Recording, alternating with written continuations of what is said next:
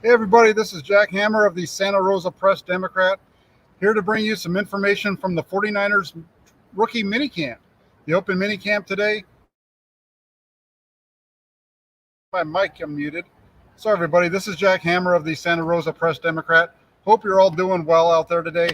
The 49ers opened their rookie minicamp today, the only day that's going to be open to the media. They had all of their rookies were on hand. They had all 9 of their draft picks, 14 undrafted free agents from their free agent class. They also had 13 tryout players. Uh, in addition to those tryout players, they also had fullback Josh Hokett, offensive lineman Alfredo Gutierrez, and wide receiver Connor Weddington, all of whom were on San Francisco's practice squad in 2021. Here's what stood out from the 80-minute practice. Watched from the sidelines by former Denver Broncos head coach and 49ers defensive coordinator Vic Fangio. First off, for me, was Spencer Burford. The 4th-round draft pick from Texas San Antonio was really impressive.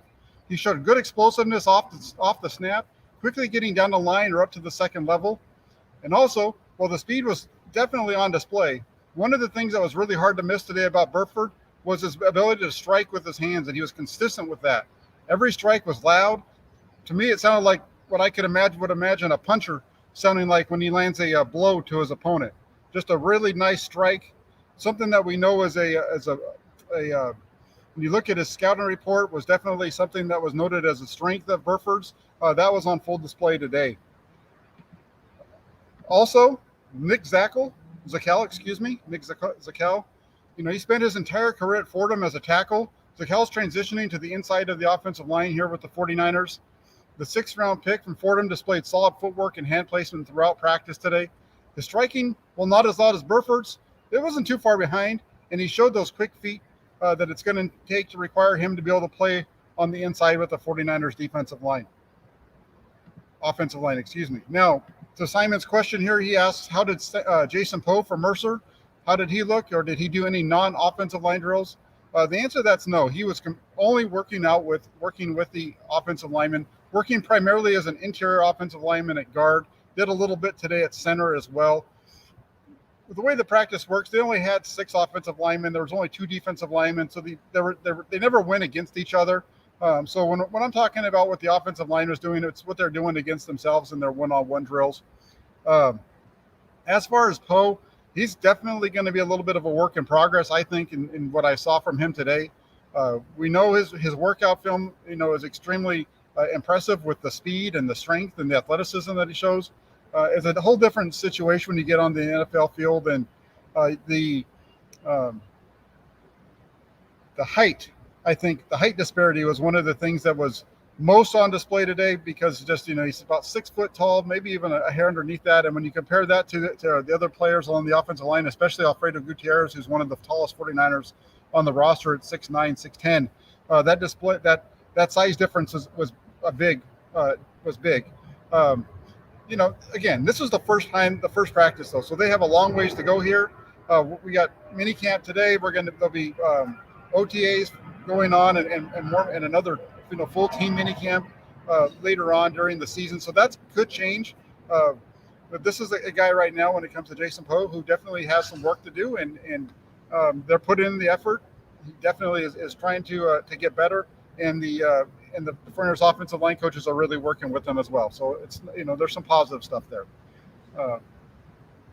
And then also real quick, Ekim jumps in here and says, "Hey Jack, hey Ekim, good to have you on board." Same with Simon, who says, "Hey to everybody." And again, don't the part on Poe. There's a reason why he was an undrafted free agent. He has, like I said, he has tremendous athleticism. But when you get into the NFL, everybody's athletic. There's not very many guys in the NFL that don't display a high level of athleticism. And so it's going to make it difficult for him. We'll see how it goes. We're a long ways away, though, from having to make any kind of definitive judgments one way or another. Samuel Womack was another one of the players, another one of the rookie draft picks that really stood out today. The 5th-round draft pick, he showcased his ability to use his hands at the line of scrimmage and run with the receivers. If you've watched the film breakdowns that I've done of him, you've heard me talk about that quite a bit. Today, he was lined up against Danny Gray. Danny Gray, extremely, everybody's been talking about the speed that Gray brings with him. Womack was able to line up with him a couple of times today, and in one case they lined up across from each other, and Womack was able to quickly get his hands onto Gray and give him a nice jam at the line of scrimmage. They did a quick hand fight, and then Womack was able to run stride for stride right on his hip down the right sideline. Really good coverage. It was a really good one-on-one rep from both of them. Actually, they gave each other a 5 at the end of the play. Celebrated the good work that they were doing together, and that was pretty impressive as well. As far as Danny Gray, he was impressive. On the first play of 7-on-7, though, let's get to that one first. The first play of 7-on-7, Gray was matched up with Tariq Castro-Fields. When the team broke the huddle and went to line of scrimmage for that first one, you had Womack on one side, Tariq Castro-Fields on the other as far as the corners, both of the draft picks from the 49ers, and you had Danny Gray lined up on the left side against Castro-Fields. Castro-Fields was able to get the best of Gray on that one, getting a good jam on Gray at the line of scrimmage, running stride for stride, and then breaking up the pass on a quick slant to Gray. It was a really nice play by Castro-Fields. But that was one play, and Gray got the best of it after that. A little bit later on, Castro-Fields and Gray were matched up again. This time, Gray got the inside release. Castro-Fields wasn't able to get his hands on the receiver, and Gray was able to beat him for a deep reception down the middle on a deep post from Brock Purdy. So a really nice day there. And then also, Gray was able to beat Quantrez Knight, who was a undrafted free agent that was in camp today, on the streak down the left sideline for a long reception. You know, the former SMU standout looked the part of an NFL receiver today. That's for sure. So really good day overall for Gray. As for Tariq Castro-Fields,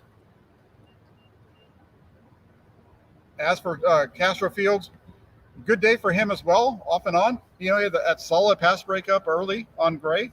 Then he got beat deep down the middle. He showed some good things, though. He had that, like I said, that first play. And here's another one.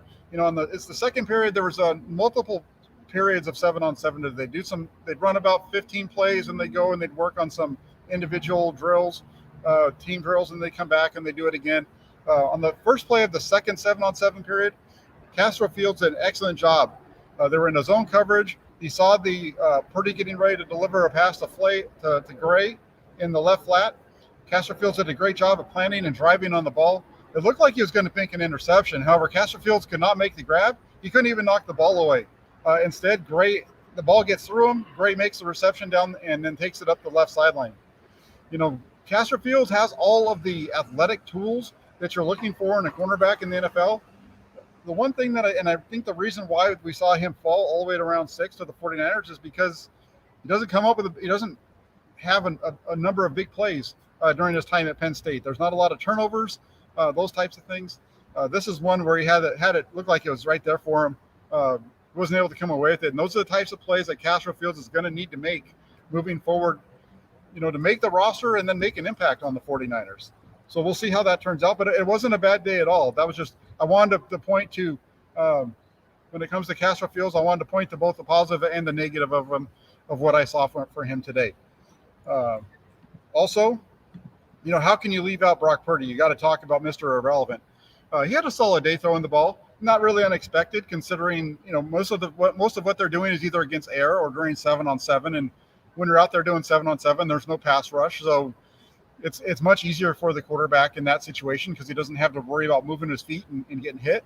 So he did a really good job, though, and he connected deep with Danny Gray twice and was consistent on those check down throws and did a real good job of working underneath. So a good day all around for Brock Purdy. Again, we're not. This is 7-on-7 stuff. No pass rush. He's not having to move around. There was only one ball that I saw from him today that wasn't. You know, I made a note of it. It was a ball over the middle to a tight end. It was thrown behind. It was incomplete. It wasn't a good throw from him. But other than that, not a bad day for Purdy. Tyrion Davis-Price, the pick in the third round, the running back, he was really nice. He came in, spoke with the media prior to practice today, took the time to shake everybody's hand. You know, and in a practice like what we're seeing here in minicamp, it's non-padded. it's not going to be the best way for a back like Tyrion Davis-Price, who is known for running people over, getting through the line of scrimmage and so on. It's not going to be the best showcase for his talents. Um, on the second play of 7-on-7, Purdy dropped back. It was covered downfield, so he tried to check it down to Davis-Price in the left flat. He dropped it, but he was able to come back on the next time the ball was thrown in his direction, run a little check down, about 5 yards out, a little curl, hooked it up, caught the ball and turned it up, ran upfield. So not it was kind of a mixed bag for Tyrion Davis, but Price. But as I said, this isn't the best way for him to showcase that. That's going to come during training camp when he gets to actually put the shoulder pads on and go and try to start running through Fred Warner and the 49ers defense. So we'll get a much better feel for Davis-Price then. But I can't say he's a big guy. He's looking to play about 220, 225, he told us today. He's fast. He definitely showcases that speed. So it's going to be fun to see him progress as this process goes through forward and we get into August and training camp. One other name that I need to throw out is Keke Chisholm. He's a former Missouri wide receiver. He was here taking part in minicamp on a tryout basis, and he made the play of the day. He was running deep down the right sideline. Manny Wilkins Jr., who was another tryout invitee, brought back the pass, tried to hit him down the right sideline, and then Chisholm was well covered, but he was able to get up in the air, made a leaping catch, was able to get that ball over the top of the defender, get his feet down in bounds for a really nice catch. And, before practice today, I had no idea who Keke Chisholm was. I'd never heard that name before in my life, but I can say this. He definitely left an impression on me with that catch that he made. That was a really nice reception, like I said. Let me take a look really quick and see if there's some questions. Leon O'Neal, how did Leon O'Neal look? M asks. Didn't really see a whole lot of him today. I didn't see a lot of him during the team 7-on-7 portion. I spent most of my time watching the offensive line and really watching the offensive line go through their drills, just because of the way that it was set up today. Watching receivers and quarterbacks work against the air doesn't really tell you a whole lot. The DBs were kind of working against air over on their own side of the field. There was only two defensive linemen, so there wasn't much to gain there. So I spent most of my time watching the offensive linemen, and then when they go to 7-on-7 periods, I'd watch the quarterbacks and receivers working. Didn't really see a whole lot of O'Neal though out there, so didn't really get a real good feel for him. So we'll see how. That's definitely somebody who I was excited to take a look at, and we'll see. As again, that's another one that will be. I'm sure he'll be here when we get into the next minicamp practice in a couple of weeks for the 49ers, and so definitely we'll get a little bit better idea of what he looks like as well. Definitely no interceptions today. And that's right. Definitely 100%. And still day one. Day one, that's it. First practice, it was fun. The highlight of the day, I have to be, just got to say this, though. The highlight of the day was to be at practice, to be able to actually see guys running around on the field and come back and talk about something that we actually saw. It was, it's 7-on-7, just helmets, no shoulder pads, run around in shorts and jerseys. But it was great to see the guys out on the field, and it was good to see some of these guys run around. It was just like I said, the offensive line group really was fun to watch. It was fun to hear, like I mentioned, the hands of the offensive linemen and the difference between those. I was really spent a lot of time there watching Spencer Burford, Nick Zackel, Donovan West, and that whole group that was over there. And Burford and Zackel definitely stood out. You can see why today really quickly why they were drafted. Donovan West wasn't too far behind though as well. And even the lineman out of Michigan or Minnesota, excuse me, he was looking good as well. But Burford and Zackel definitely the top two, and then I'd say Burford or Donovan West at number 3 as far as the 6 offensive linemen that were out there today. But it was a lot of fun to get out there, see the 49ers run around, and this is a group that I think is going to this rookie class. It's going to be good to see how this works out. Unfortunately, we're not going to be able to bring you the rest of rookie minicamp. Today was the only one that was open to the press, which is fine. We'll be back in a couple of weeks when the team does their mandatory minicamp, and I'll be here for all of that and make sure that I give you guys my thoughts and breakdown on the way that it all went down. So that's it for today. If you guys have any questions, well, real quick, there's one other one. Ron throws this out here. He says, thoughts on Vic being there? Yeah, that was pretty cool. Vic Fangio was here watching practice. We know that he was in Santa Clara earlier on in the offseason talking with John Lynch, and there was rumors of him possibly joining the 49ers in an advisory type of role, that type of thing. He was here at practice today. Don't know the level of which he is involved with the 49ers, but from what I heard, he's just here observing, and we'll see. I'm sure these guys, these coaches, they get around and they're talking. So we'll see what happens with Vic Fangio and the 49ers. That's definitely something. But it was good to see him here watching, and just good to see the whole thing. Joey, with the question, what did I think of Jason Poe from Mercer? Poe was a guy who I was really excited to watch today. Wanted to check him out. My first impressions were he's definitely shorter than I expected. I knew he was about 6 foot, but that's shows up for sure when you see him out there alongside all the other 49ers offensive linemen that were there today. He seemed to struggle a little bit with some footwork and hand placement things. I didn't put him down in my practice report today, but Poe definitely seemed to be struggling a little bit with his hand placement and footwork, and they were really coaching him up, which is perfect. That's what this time is about. This is to give those rookies reps and really be able to focus on their development, because then once they get into training camp and the veterans are all here and everything else, things kind of transition into building the team up. And so those rookies are really getting a crash course in NFL life this week. And I just got to say really quick before I log off, my first day on the beat for the Press Democrat was last year during training camp, and I remember coming up here to Santa Clara for that first mini camp, for that first training camp practice, knowing that I was going to get to watch the 49ers practice. I grew up a 49er fan, that have been around football in different capacities my entire life. And to be able to, I remember how nervous I was just coming to watch practice and report on practice and talk to the players and the coaches and those kind of things, and be around the NFL game. And so I can't imagine what it is like for a guy like Jason Poe or, Tyrion Davis-Price or any of these rookies who are out here making their first official NFL practice, what it's like for those guys to actually show up and actually have to perform on the field. I'm sure once you put the helmet on, you start running around. It's just football, and like you've always done. But it just gives me a little bit of appreciation for what they do on a weekly basis and what they're going through, especially in a practice like today where they're learning it. Their first NFL practice today, and it was a lot of fun. Honored to be able to be here and watch it, and get a chance to hear from some of the players today in the media room before practice. So anyway, I'm gonna jump off for today, but I appreciate everybody that took the time to come in here, all of you in the comment section and they're watching. If you can do me a favor and click that like button and subscribe if you're not already subscribed to the channel, I'd really appreciate that. Trying to grow the channel, and this YouTube channel that I have is really how I'm going to possibly be able to get out and give you more coverage of the games on the road. I'll definitely be at all the home games for the 49ers this year, those 9.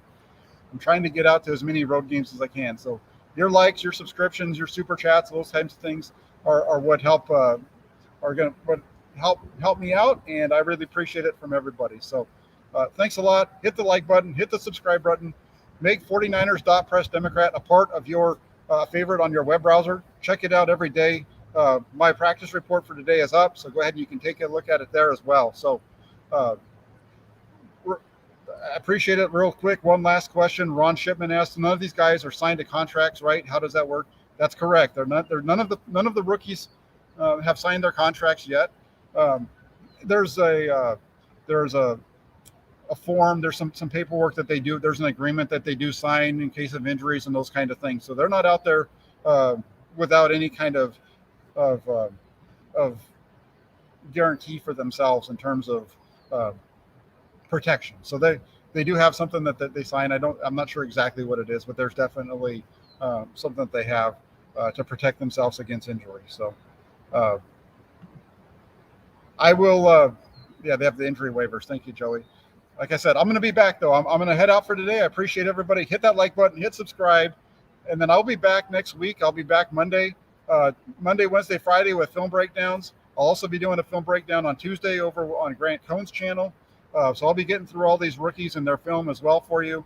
And then, like I said, we have the mandatory minicamp for the full team coming up in a couple of weeks. So keep it locked in here to the channel. Be giving you all kinds of content. I really appreciate you joining today. Take care. Have a great weekend. Talk to you all soon.